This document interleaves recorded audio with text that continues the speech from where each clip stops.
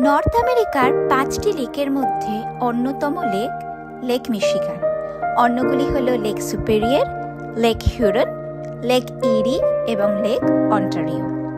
আমাদের আজকের গন্তব্য হল বেন্টন হারবার শহরের কাছে মিশিগান লেকে বিচ। পোর্টের শহর থেকে প্রায় 1 ঘন্টার রাস্তা।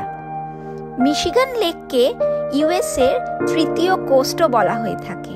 প্রথম এবং দ্বিতীয় হলো আটলান্টিক ও প্রশান্ত মহাসাগরের কোস্ট। রাস্তায় যাওয়ার সময় এই ট্রেন লাইনটি ক্রস করতে হলো। মিশিগান লেকে Fox River, Grand River, Muskegon River, Kalamazoo এবং সেন্ট জোসেফ রিভার এসে মিশেছে। এই নদীটি দেখতে পাচ্ছেন, এটি সেন্ট জোসেফ রিভার শহরের মধ্যখান থেকে এসে মিশিগান লেকে এসে মিশেছে।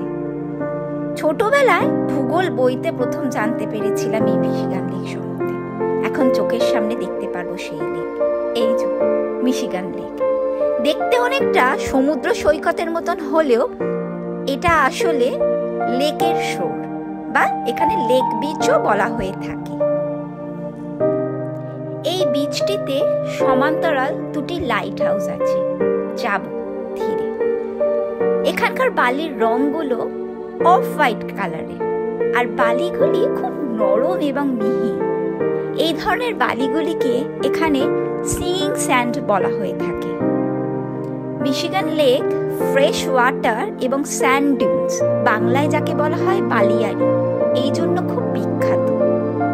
তবে Michigan lake one of the deadliest lake, কারণ অসাবধানতা বা দুর্ভাগ্যবশত কারণে এখানে অনেকে প্রাণও হারিয়েছে। আজকের আকাশটা ছবির মতন সুন্দর। সূর্যের রোদ ছায়ার খেলা বলতে যেটা বোঝায়, অনেকটা সেরকম। মেঘের মাঝখান থেকে সূর্যের আলোটা সুন্দরভাবে বেরিয়ে আসছে। আপনাদের জন্য খানিকটা ক্যামেরা বন্দি করার চেষ্টা করলাম, জানি না কটা সফল হলাম। মেঘের ফাঁক দিয়ে সূর্যের আলো জলের ওপর পড়লে জলটা রূপালি রঙের ঝকমক করছে। পূর্ণিমার রাতে চাঁদের আলোতেও খানিকটা এরকমই হয় জলের রং। এই যে সেন্ট জোসেফ লাইট হাউস। সতর্কীকরণ বার্তাগুলো দেওয়া হয়েছে, আর যারা প্রাণ হারিয়েছেন তাদের ছবি সহ নাম দেওয়া আছে। ওই যে দূরে ছোট ছোট বাড়িগুলো দেখতে পাচ্ছেন, ওইগুলো ট্যুরিস্টদের ভাড়া দেওয়া হয়ে থাকে। হেঁটে হেঁটে সেন্ট জোসেফ লাইট হাউসে একদম পাদদেশে দাঁড়িয়ে আছি। এখানে জলোচ্ছ্বাস, ঢেউগুলো আছড়ে পড়ছে। তবে আছড়ে পড়লেও ভিজে যাওয়ার সম্ভাবনা এখন খুবই কম। জলের রংটা একদম গাঢ়, আর ঢেউগুলো দেখুন ঠিক অনেকটা সমুদ্রের ঢেউয়ের মতনই উঁচু।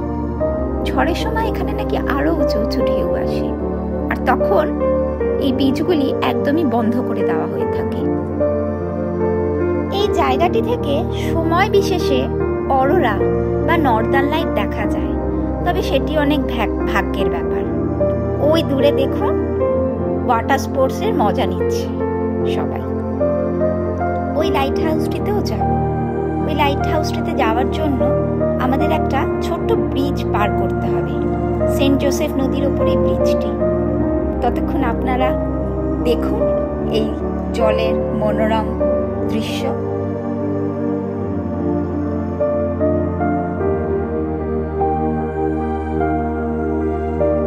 আসার সময় দেখে এলাম এখানে লেখা রয়েছে যে আজকের দিনের জন্য প্রশাসনিক কোনো ব্যবস্থা নেই, কারো কোনো বিপদ আসলে তাকে উদ্ধার করার জন্য। কিন্তু তাও জল দেখলে যেন মানুষের মন মানে না। এই সতর্কী বার্তা থাকার পরেও মানুষজন কিন্তু দিব্যি জলে নেমে ওয়াটার স্পোর্টসের মজা নিচ্ছে। দেখুন ওই দূরে মানুষ আনন্দ নিচ্ছে।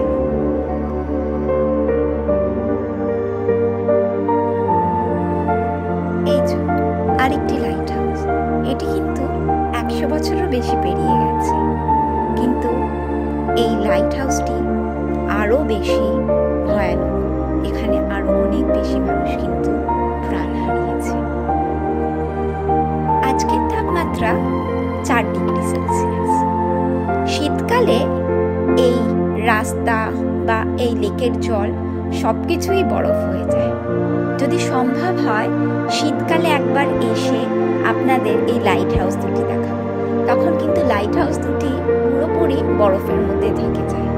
আর এই যে চলার রাস্তা, এগুলোও বরফে ঢাকা আর স্লিপারি। এবং আমি যেখানে থাকি শীতকালে কিন্তু সেখানেও রাস্তাঘাট বরফে ঢেকে যায়। তার জন্য আমাদের স্নো শু পরতে হয়, কারণ স্কুল বা অফিস কোনো কিছু তখন বন্ধ থাকে না। এই দেখুন ওয়াটার স্পোর্টস, এগুলো কিন্তু আমাদের দেশে যেরকম স্পিড বোট টেনে নিয়ে যায় আর মানুষ তাতে ওড়ে, সেরকম না। এখানে ওই ঘুড়ির মতন দেখতে ওই জিনিসটি হাওয়ায় উঠছে আর তাতেই মানুষজন নিজে নিজে যাচ্ছে। এই দেখুন ঘুড়ির মতন জিনিসটি।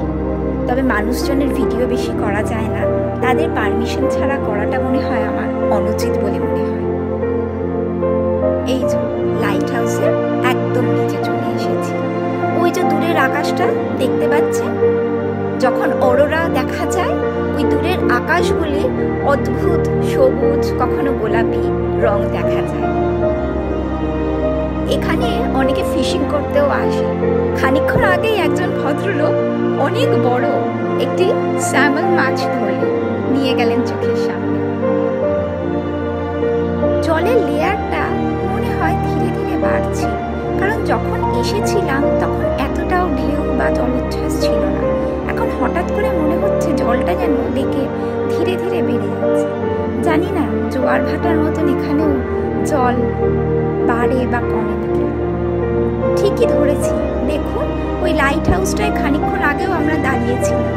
এখন ওখানে দাঁড়াবার একদমই সম্ভব না, জলোচ্ছ্বাস ওই জায়গাটা পুরোপুরি ভিজে যাচ্ছে। এই লাইট হাউসটাতেও আস্তে আস্তে জলের লেভেল বেড়ে যাচ্ছে। আমরা ভাবলাম এবার আস্তে আস্তে ফেরা যাক। রাস্তায় ফিরতে ফিরতে সূর্য তখন ডুবছে, আর দেখুন গাছগুলোয় সূর্যের আলো পড়ে একদম আগুন রং, অদ্ভুত রংটা। আমাদের ওখানে এই সময়টাকে বলা হয় মনে হয় গোধূলি বেলা। আজকের জন্য ভিডিওটি শেষ করলাম। নমস্কার।